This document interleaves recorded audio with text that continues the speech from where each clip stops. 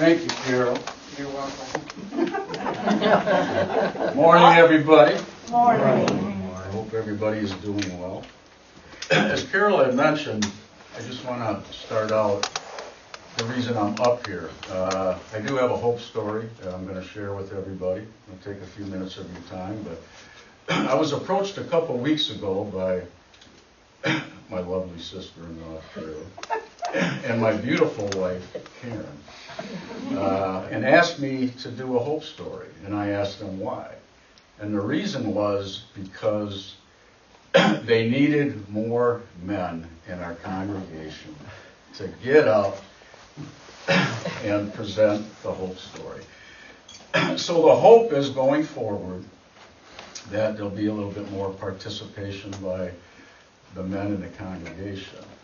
And as we all know as men, a lot of the women in our life can be very, very persuasive at times, but in a good way. So as I go through my story, I do want to mention that it might get a little emotional for me, because there are some memories that do come back. So my hope story began years ago when I entered one of the most challenging and sacred seasons of my life. It was while I was caring for my wife, as she lived with Addison's disease and a few other health issues. Loving her meant learning a different emotional language, one shaped by silence and fierce devotion. It meant walking her through moments of isolation and overwhelming anxiety and choosing to be present when the connection felt elusive. Our children loved her dearly.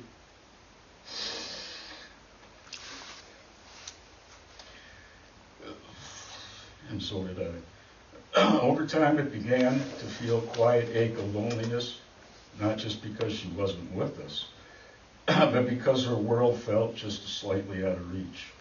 Psalms 34, chapter 18, says, "The Lord is close to the broken heart and saves those who are crushed in spirit." When she passed, I felt lost. I grieved not only her presence, but the emotional road that we had traveled together.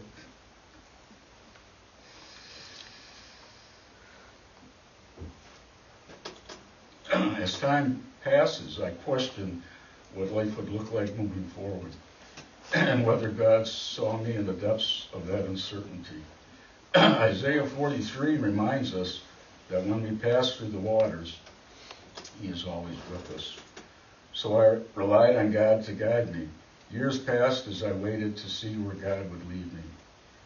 Then one day my daughter-in-law gently suggested it might be time to meet someone new. She had a friend in mind. With hesitation, I agreed, but out of trust in God's unfolding plan, than the expectation.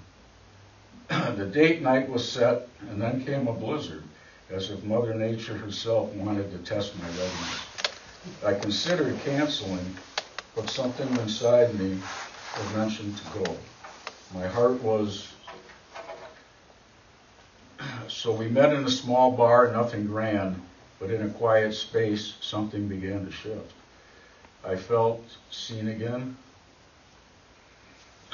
known again, and not just by a person, but by God.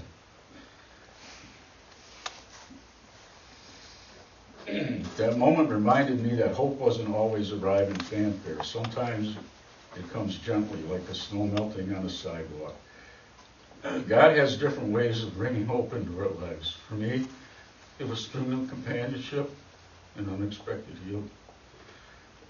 For others, hope looks like restoration in a small relationship, strength to keep caring for someone when it gets exhausting, peace and healing that arrives through prayer. For everyone, it is different. 2 Corinthians chapter 1, He comforts us in our trouble so that we can comfort others.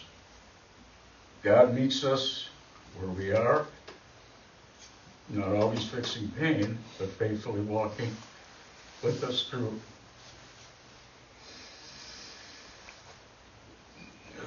I share this not as a story of loss and love, but as a testimony of hope.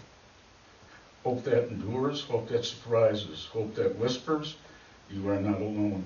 Even in a blizzard of light, God is still writing new chapters for all of us, and sometimes the next page just begins with a simple hello. And I've been blessed